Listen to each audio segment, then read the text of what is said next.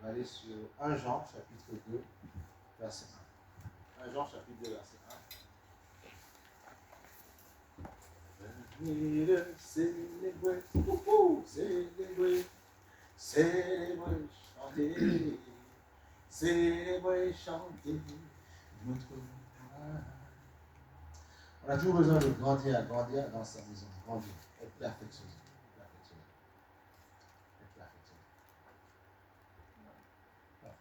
1 Jean chapitre 2, verset 1.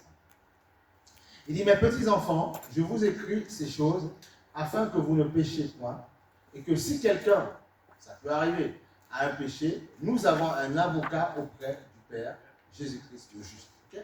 Donc ça veut dire que Jésus est notre avocat. Et tu peux lui demander, Seigneur, c'est compliqué, ça ne va pas. Et il ne faut pas avoir honte justement d'aller vers le Seigneur. Il ne faut pas avoir honte. Il dit, Seigneur, c'est compliqué, ça ne va pas. Aide-moi, Seigneur. Aide-moi à m'en sortir, tu vois. Et souvent, les gens restent dans leurs problèmes. Ils ont des problèmes, ils souffrent, c'est compliqué.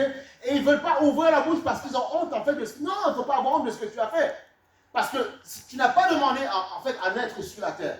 Tu n'as pas demandé, si avant de te créer sur la terre, Dieu te montrait tout ce qui se passe sur la terre, les complications, les problèmes, les tentations. Tu te dirais, non, moi cette terre-là, c'est compliqué, j'ai pas envie, il y a des guerres, je ne veux pas, je refuse de venir sur la terre. Non, il ne t'a pas demandé.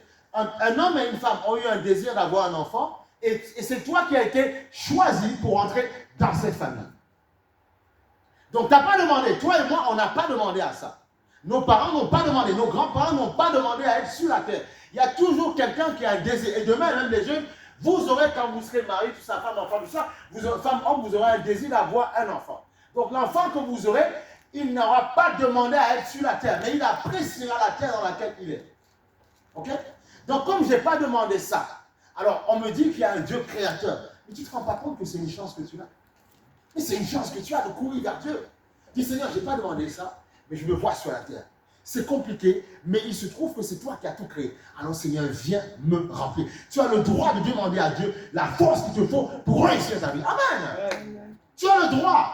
Parce que tu parles du principe du postulat que tu n'as pas demandé à être sur la terre. Tu t'es trouvé en train de naître. Tu t'es trouvé bébé, en train de grandir, en train de manger des petits pots, changer des couches. Tu t'es vu grandir après. Mais tu n'as pas demandé à être sur la terre. Tu apprécies la vie. Aucune personne ne pourra dire j'ai voulu être sur la terre. Tu n'as pas voulu, je n'ai pas voulu.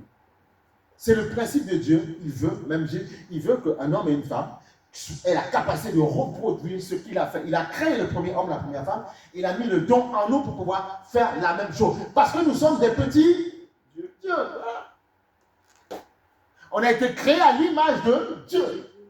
Donc c'est normal que ce soit toi qui continue. Tu es l'amplificateur de Dieu sur la terre. Ah oui, il ne peut pas tout faire. Il a créé le premier homme. Il a dit maintenant aux hommes, dominez, multipliez-vous. Allez-y, dominez sur la terre. Tu as été créé à l'image de Dieu. Et souvent le monde veut que tu ne comprennes pas que tu es un petit Dieu. Tu dis, oh je suis blanc, oh je suis noir, oh je suis métis. Mais non, mais ça c'est rien, c'est que de la chair. Le plus important, c'est ce qui est au fond de toi. Et on ne t'arrêtera pas parce que tu auras compris qui est en toi. Tu auras compris que tu es un Dieu, tu as été créé à l'image de Dieu. Les chiens ne font pas les chats, les chiens font les chiens. Voilà. Donc tu auras compris qui tu es. Voilà pourquoi, plus tôt jeune tu le comprends, plus tu iras loin. Plus tu le comprends très tôt, personne ne pourra te stopper. Maintenant, il ne faut pas être orgueilleux, il ne faut pas être fanfare, il faut être cool. Mais plus tôt tu le comprends, plus tu iras plus loin. Tu comprends qu'aucun homme ne peut détruire ta vie, mais que Dieu seul a ce pouvoir-là. Personne ne peut détruire ta vie, même pas le diable. Quand tu as compris ça, maintenant, tu sais ce que tu dois faire. Une fois que tu as compris, une fois que c'est posé en toi, tu iras plus loin. Tu iras très loin, jusqu'au jour où le Seigneur te reprendra. C'est tout ce qu'il faut comprendre. Mais il faut comprendre ce que tu es. Alors beaucoup, ils prennent ce livre. Moi, je ne suis pas un religieux. Je veux dire, la religion, ça ne m'intéresse pas. Je suis un homme spirituel. Dieu est plus vrai que toi dans ma vie. Quand je te vois, je suis content. Mais le Dieu que je connais est plus vrai que toi. Et tu dois arriver à ce stade-là où Dieu devient plus vrai que les êtres humains qui sont devant toi. Comme ça, même quand ils voudront se moquer de toi, ils ne voudront pas de toi, c'est pas grave. Tu as celui qui est au-dessus d'eux, celui qui les a créés. Voilà. Donc personne ne peut rien te faire. Quand ils veulent t'abattre, tu rigoles, tu souris. Tu dis, allez-y. Mais je sais qu'à la fin du compte, si vous ne me faites pas la guerre, nous tous on réussira. Par contre, si vous me faites la guerre, moi je réussis. Vous ne pouvez pas m'abattre. Par contre, si vous ne faites pas la guerre, tous on va réussir. Mais si vous ne voulez pas, vous voulez m'abattre, vous serez abattu. Tu vois, c'est comme ça que l'homme spirituel doit faire. Par contre, lui, il doit aimer. Lui, il doit supporter. Parce que Jésus a supporté. Amen. Jésus a aimé. Si Jésus regardait à mes petites fautes, il dirait non, moi je ne meurs pas à la croix pour Albert, jamais de la vie. Tu as vu ça? Non. Il est mort à la croix parce qu'il m'a aimé. Il s'est dit non, c'est uniquement l'ennemi qui le piège un petit peu. Mais en fait, il a un bon cœur, il peut y arriver. Il est mort pour ça. Parce qu'il a regardé à ce qu'on appelle les avantages que j'avais. Il n'a pas regardé à le mal que je pouvais commettre. Il s'est dit non, il commet cette erreur-là parce qu'il est peut-être dans de mauvaises dispositions ou il est peut-être dans le mauvais environnement. Okay? Mais si je le mets dans un bon bac à sable, un bon environnement, il pourra s'en sortir. Okay? C'est très important. C'est très important. Donc oui, Jésus vous aime. Même si un être humain ne t'aime pas, Jésus t'aime. Il va plus loin, il dit, même si ton père et ta mère ne t'aiment pas, moi je t'aime. Amen. Il t'aime le Seigneur. Et c'est pour ça que même si demain on a des enfants, tu dois rester un petit enfant. Souvent l'erreur qu'on fait, c'est que non, on a déjà des enfants, des petits-enfants. Alors on pense qu'on est arrivé. Non, mais non, reste un enfant et tu seras toujours heureux. J'ai des enfants, mais je fais comme si je n'en ai pas. Parce que j'ai toujours besoin de la grâce du Père. Amen. La grâce du Père. Ouais. Et je dois leur montrer comment il faut faire pour être tout le temps heureux. Si un jour, quand ils seront grands, c'est compliqué dans leur vie, ils s'abattent, je dis les gars, vous n'avez pas compris comment ça se passe, vous n'avez pas vu comment moi je vis alors. Pourquoi j'y arrive? C'est parce que j'ai compris que je reste un enfant. Et Jésus dit, soyez comme ces enfants, c'est comme ça que vous allez rentrer dans le bain. Il ne te demande pas de continuer à jouer comme un petit enfant, dans ta tête. Ça ne veut pas dire de ne pas te prendre au sérieux, parce qu'il y en a quand ils comprennent mal, ah ben ça veut dire qu'on ne se prend pas au sérieux, on continue à jouer. Non, attention, ça veut dire qu'on arrête de stresser bêtement, c'est ça que ça veut dire. Mais je suis un enfant dans ma tête, mais ça ne veut pas dire que je n'avance pas, que je ne bouge pas, que je ne fais pas du business. C'est ça, tu vois, comprendre. Mais ça veut dire que tu le fais, mais sans stress. Tu essaies de réguler ton stress. Amen? Ça va, c'est clair. Voilà. Mais ça ne veut pas dire qu'on reste un enfant et puis on continue. On a 50 ans et puis tu peux t'amuser un petit peu, mais tu es là avec la PlayStation pendant de 6h à minuit le soir, tu vois, tu n'as rien à faire. Tu ne dois pas le travail, tu ne dois pas gagner de l'argent pour donner à manger à tes enfants. Ça veut dire quoi cette histoire? Tu vois, là, maman, tu es un bébé, là, tu n'as pas grandi. Mais rester un enfant, c'est vivre sa vie, tu vois, vivre avec son mari, sa femme, voyager si vous voulez, mais ne pas se laisser engluer par le système de ce monde qui veut te détruire. Tu vois, c'est ça. En fait, ça veut dire vivre à la cool dans ta tête, sous pression, mais à la cool. C'est pas parce que je vis à la cool que je ne dois pas bien faire mon travail. C'est pas parce que je vis à la cool que je dois tout le temps venir en retard. Non, parce qu'il y en a dit, ouais, mais non, on se presse pas quoi? On va te virer, te dégager, et je vais voir comment tu vas amener l'argent.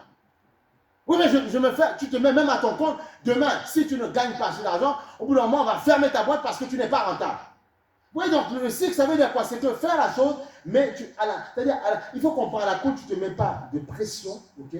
Mais tu comprends l'urgence. Ok? Ok? Je sers le Seigneur avec amour. Tu vois? Je n'ai pas peur que oui, parce que je vais mourir, non, il va me frapper. Non, c'est parce que je l'aime et j'ai compris que pour être heureux sur la terre, il me faut Jésus en permanence. Parce que même avec le bonheur que tu peux avoir, parfois, l'ennemi peut taper sur ton bonheur. Parfois, on peut t'arracher ton bonheur. Parfois, tu peux perdre un être cher, ce que tu comptais. Et tout peut s'écrouler du jour à l'autre. J'ai connu des gens qui ont, des jeunes, tu vois, qui ont fait beaucoup de projets, beaucoup. Ils ont acheté les maisons, les immeubles à gauche, à droite. Et puis, tout d'un coup, la personne avec qui il faisait ça, paf, est décédée. Tu vois, jeune, tu vois. Il me dit, mais Albert, je suis jeune et je suis déjà veuve, ça veut dire quoi cette histoire? Mais c'est quoi cette histoire? J'ai fait le mauvais choix, c'est quoi ces malédictions? Tu vois? Donc ça veut dire quoi? Il faut se confier en l'Éternel. Bouger faire, mais se confier en l'Éternel. Amen. Et là, ça va marcher. Amen. Sois heureux ce matin, sois dans la joie. Amen. Oui, Dieu veut que tu excelles. Il veut que tu prospères, il veut que tu l'oublies. N'oublie pas le Seigneur. Et tu iras le. N'oublie pas. Dieu nous appelle il nous appelle à de grandes choses, de grandes gloires. Ouais. Il nous appelle à avancer, à faire de grandes choses, à manifester son amour sur la terre. Donc on a vu que la Bible dit ceci, nous avons un avocat auprès du Père. Okay? Qui est là pour nous aider. Mais il faut avoir le courage de prier. Amen. Le courage de dire, Seigneur, s'il te plaît, c'est compliqué, mais je ne veux pas baisser les bras. Je disais hier à quelqu'un, même si c'est compliqué, ça peut arriver que dans la vie chrétienne, on ait une baisse de régime. Ça peut arriver. Mais s'il te plaît, n'oublie jamais qu'il y a un Dieu qui existe. Et ouvre, même au fond de ton trou, ouvre toujours ta bouche, Seigneur. Prends pitié de moi et compassion. Et la grâce va venir. Mais dans ton erreur, dans ta complication, n'oublie pas Dieu. Parce que la Bible dit Dieu attend, il entend le malheureux qui crie et il répond. Amen. Alléluia. Donc c'est important, c'est important.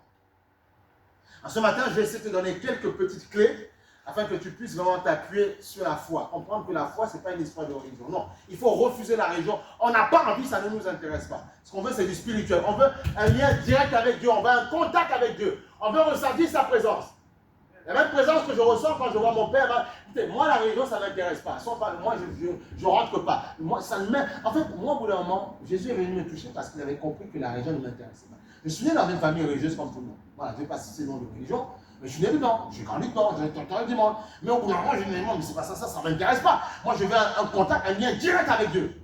Comme des frères et sœurs, ils sont contents de se voir, de rigoler. Ils sont contents de voir quelqu'un. Moi, quand je parle à Dieu, je ne parle pas à un mur. C'est un être réel avec moi. Un être réel. Et comme personne ne connaît la communion de tout le monde, de personne, c'est pour ça que tu ne dois pas te confier, tu ne dois pas t'appuyer sur quelqu'un parce que tu ne sais pas à quel niveau de foi il est. Mais la foi que moi j'ai, la grâce qu'il m'a fait, c'est de savoir que lui est de vivre en paix, en communion avec Dieu.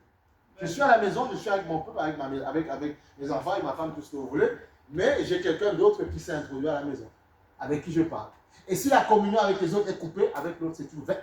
H24. Et je sais qu'à tout temps, je peux lui parler. Là, c'est bon. C'est bon. Je peux être seul assis dans mon jardin, mais en fait, tu crois que je suis seul, mais je ne suis pas seul. Toujours en train de dire, oh Seigneur, merci.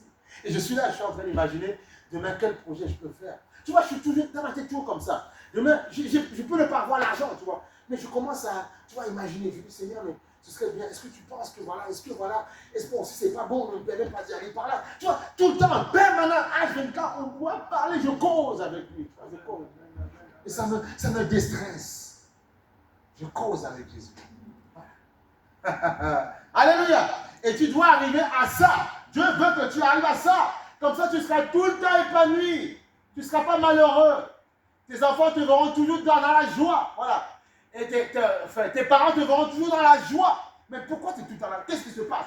Parce que j'ai rencontré un ami fidèle. Je t'aime, il n'y a pas de souci. Mais j'ai rencontré un ami fidèle.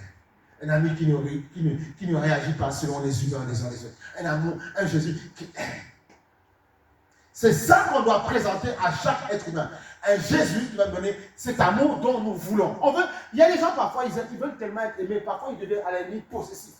Tu vois, ils veulent tellement qu'on les aime, tellement. Et ils vont toujours trouver, oui, mais vous ne m'avez pas aimé là, moi il m'a fait ceci. Mais ils veulent tellement, alors que parfois on peut être dur avec lui. Mais c'est pour l'amener à quelque chose, parce qu'on sait qu'il a un talent. Mais on voit qu'il s'endort, on veut le pousser. Et parfois l'être humain ne va pas voir l'amour que tu as derrière cette dureté que tu as. Et c'est le diable qui fait ça. Alors que tu veux que la personne aille loin et réussisse. Parce que l'être humain, la chair n'aime pas, de toute façon, l'image, la chair n'aime pas ça. Et de nature, la chair, elle est rebelle de nature. C'est l'esprit qui est bien disposé. De nature, elle est comme ça. Mais l'esprit est bien disposé. Voilà pourquoi le Seigneur dit, marchez selon l'esprit et vous n'accomplirez pas les désirs de la chair.